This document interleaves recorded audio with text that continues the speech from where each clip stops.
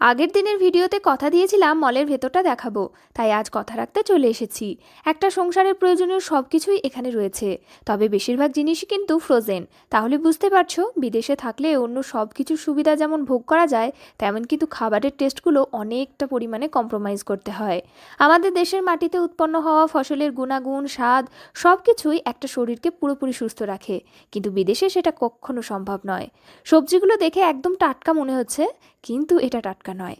মোটামুটি সব রকমের সবজি এখানে পাওয়া যায়। একটা জিনিস দেখলাম যেটা আমার বর নিয়ে গিয়ে দেখালো, আর দেখে আমি অবাক হয়ে গেলাম।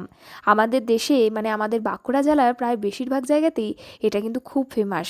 মাশরুম ওরফে ছাতু, কারণ ছাতু, কুরকুরে ছাতু, দুগ্গা ছাতু, পোয়াল ছাতু, কত রকমের ভ্যারাইটিস। এই ছাতু কিন্তু কেউ চাষ করে না, নিজে থেকেই মাটি ফুঁড়ে বেরিয়ে আসে বর্ষাকালে যখন বৃষ্টি হয়।